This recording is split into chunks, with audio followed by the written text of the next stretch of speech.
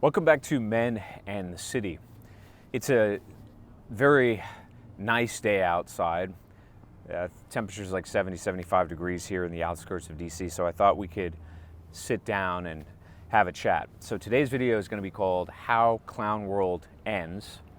The future is not what you think. I want to begin this video with an essay that I wrote several months ago about the rise of Masco-Nationalism around the world. I think it will set the stage for a different interpretation of where we're headed, not just in the United States, but globally speaking. The 20th century was a saeculum of universality, of globalization, a blending of amorphous identities and fluid genders for a world soul lost in delusion. Conversely, the 21st will be about identity. Newly resurrected, self-confident, and hardened identities are forming like igneous rock from volcanic ash. It can take millenniums for volcanoes to erupt, but when they do, new terrestrial landscapes and island chains form, and maps are redrawn anew, seemingly overnight. Similarly, the inflammation of national consciousness burns deep within the souls of men and lies dormant, unseen, ill-considered, and long ignored for decades or more. Suddenly, often without advance warning or prodromal signs, the slow burn ignites into an inferno of national, cultural, or civilizational identity. Now, I begin with that statement because the internet today, mainstream and to a large extent, I think, alternative media circles, these various spaces online that are engaged in a protracted discourse about these topics, is very binary. It's very, very binary. And it is striking to me, it really is, the extent to which there's such homogenization of thought. When we have access to Substack, we have Twitter, we have all of these different alternative platforms. We have threads on Reddit from virtually anybody that has a substantive thought. And at the same time, even though you have this diversity of sources, people tend to cluster. It's truly amazing to me. And so, for the time being, it seems that there is a cluster that's a binary. There's more or less one of two views, it seems. Either A, the West today, or you might say the world, is in the throes of inexorable decline. That globalism, wokeism, communism, orchestrated by elites in DC, New York City, London, Brussels, etc., is carefully shepherding us to an apocalyptic end. A dystopia. That's one view, and that view is widely shared in our circles. It's the black pill view, more or less. An alternative view, I suppose, is to embrace the ideological narcotics and say, well, we're on the track to utopia. As long as we can get rid of the bad apples, as long as we can correct the evils and the deficiencies of the past, whether that's nationalism or it's Western identity or it's fascism or it's the idea of a nation state. There's any number of isms that this group likes to use to demonize civilization as we understand it. And it's not just the West either that they hate, as is evidenced by this push for war with Russia or China or whomever.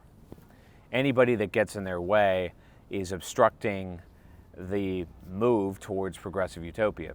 So the binary is as follows. Either we're headed for a clown world dystopia or we're headed for a clown world utopia. And people seem to fall in line with that. The folks in the alternative media spaces talk about it, they talk to death about it, and they're not really a part of it, and that's to their credit, but they more or less assume that it's coming and there isn't anything we can do about it. It's all part of the plan. The central planners are these expert Bond villains that have carefully schemed everything out and we're finished. Or they're progressive maniacs and they are busily engaged in facilitating the emergence of the utopia and by extension destroying anybody that raises any objection to it. Well, I don't think either view is correct, and I don't think the conjoining or the overlap between the two And that's what's ironic about this, is that both sides agree where we're headed. It's just an interpretation of whether they think that's good or bad, but they both think, oh, well, civilization is destroyed for whatever reason. Maybe it's the rise of the technocrats, or it's the cyberspace, or it's transhumanism. But that's not the way things are going to go. And I say that with such confidence in part because prognostication is almost always wrong, mine included. Nobody really knows the future. Nobody knows how these things are going to unfold. However, what we do seem to observe over the broader sweeps of human history is that there are these things called cycles, which is why I use the word seculum. And seculum is a Latin word that means circle. There is this kind of recursive dynamic at play. So I read an article recently that fell into this dystopian trap. It's called How Feminism Ends. And the paper basically says, well, feminism has made women unhappy. It's destroyed their personal lives. They're not reproducing.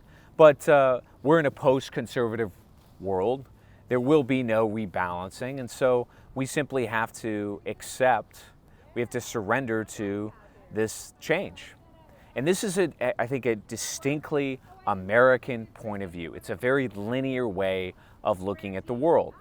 It astonishes me to the extent to which, rather, Americans in particular have amnesia. They think that what we're experiencing is the first time this has ever happened in human history. This just simply isn't the case.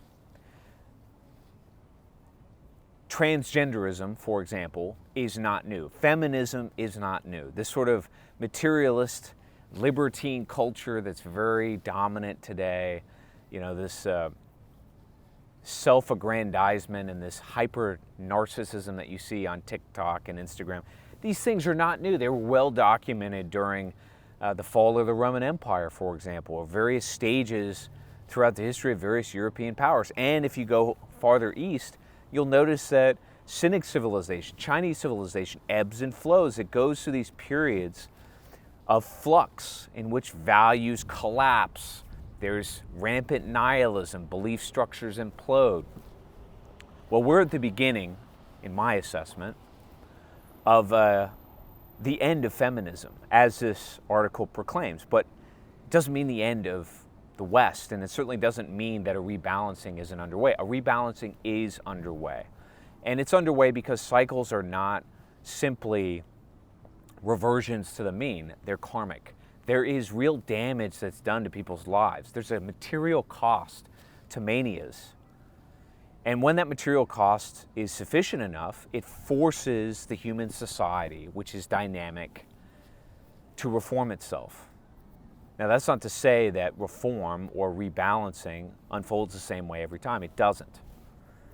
But I think in the present moment, the character of reform is going to be reminiscent of the mass movements of the past. And so, how does something like feminism end? Well, it ends with hypermasculinism, or what I call neo-masculinity. How does clown world end? Well, it ends with a restructuring. It ends with a hyper-seriousness, a kind of reformist ethos. And so, in a sense, what this article talks about, which is post-conservatism, and he uses this term, which I've seen a lot of late, to bemoan the death of this sort of old order in which country club Republicans who were socially liberal and fiscally conservative could find some kind of middle ground with their opposites who were progressive Democrats. Yeah, that balance is over. And I think the constitutional framework of our government is finished. And I think, to some degree, the social norms that defined the nuclear family, yeah, maybe they're finished as well. But it doesn't mean that the underlying essence of those things won't experience a rebirth. I think it is experiencing a rebirth, but it's going to look a little bit different. The way that I have described this, and I think the appropriate word to use is nationalism, right? Because nationalism is not about the nation as much as it's about people. And as I say repeatedly on this channel, economies, societies governments, political structures, ideas, whatever, they're all human systems. They're all subordinated to humanity. And humanity is chaotic, it's unpredictable. But there is a spiritual core. There are transcendent truths. There is this thing called faith, which is why faith is at the heart of every civilization on this planet. And so what you're seeing now is a resurgence of that faith adapted to the modern world. That's what the red pill really started as in the dating community 20 years ago. It was a recognition that the legacy dynamics between men and women had faded and that we needed a new ethos. But that ethos did not ignore, it did not erase history, it was embedded in it. Just a better, more refined, focused understanding of it. And a recognition that we needed to fuse that understanding into a new ethos. So the way I look at it is that the essence of this reformism really is nationalism. And nationalism is the creation of a new identity. And that's rooted in the past. It's informed by these transcendent truths, but it's adapted to the present and it looks ahead to the future. And that is the way we should view the present moment. But we don't get there without violence and chaos and conflict and discontinuity and disaggregation. These are necessary steps that shepherd us through this process. It is going to be ugly. It's the human process. But it doesn't mean we're headed inexorably towards a dystopian future. We're not. Because we're human beings. We have agency. And despite what most of you think, the architects, the engineers of our current plight, a lot of these people have no clue what the hell they're doing. They really don't know or understand that human system. And that's why it's blowing up in their face. That's why they have weakened the very institutions, the paramilitary organizations, the military power,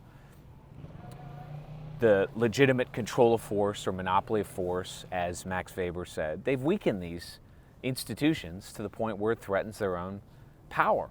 And they don't understand that. There's no appreciation for that. And the prevailing wisdom is among very intelligent and successful people that it doesn't matter what a number of countries we blow up or how much financial damage is done or what Ponzi schemes unwind that destroys people's livelihoods. It doesn't matter. Ultimately, the United States will just keep on motoring forward. That's not the way these things are going. Everything has changed just in the last 3 or 4 years. Just look at the volume of awareness and consciousness that's around you. So the future's not what we think it is. It's not to say that I've captured a perfectly articulated version of the future either. I just can say with confidence that the next 20 or 30 years is not going to be a continuation of the last 30 or 40 years. And for those of you that are paying keen attention, I think that you're well apprised of that. The global balance of power has shifted. The relationship between the genders, and I'm not talking about feminism, I'm talking about this neo-masculine awareness, it's changing everything. The pushback is on display. And new movements, new social reorganizations, they're happening as we speak. This YouTube channel is part of it. The fact that you can even understand what the hell I'm talking about demonstrates the extent to which things have changed. So I say all of that to restore your faith to some degree, less so in the certainty that everything will be fixed and a rebalancing will occur, in as much as a faith that humanity is sloppy, it's messy, it's not really subordinated to the central planners. It never has been. Central planning is a myth. Virtually all empires in the history of the world were extremely messy. 1, 2, 3, 4 steps forward, 2, 3, 4, 5 steps backward, and nothing at the time was inevitable. Don't take my word for it. Read the primary sources. Nobody really knew what was going to happen. It was not a certainty, for example, that the Roman Empire or the Roman Republic would triumph over Carthage. It wasn't a certainty that the West would survive the Ottoman invasions, or that there would be a Reconquista. These things hung in the balance. They could have gone any which way. There was no certainty that Napoleon and the Napoleonic Revolution in Europe would be defeated. history is dynamic, it's fragile, it changes. And so the future, whatever it's going to be, is going to illustrate that point, which means that the human systems that we've got today, which are imploding around us as we speak, they're not going to perpetuate into a consolidated clown world. No, they're gonna spiral out of control, and we're gonna get a reorganization, a rebalancing of some form. I think it's going to adopt a very nationalist fervor, because I think it's going to bring people together. Maybe it doesn't go that way. However it goes, it's not going to be a perfect facsimile of the past. It never is. Stay tuned for more, and we'll talk soon.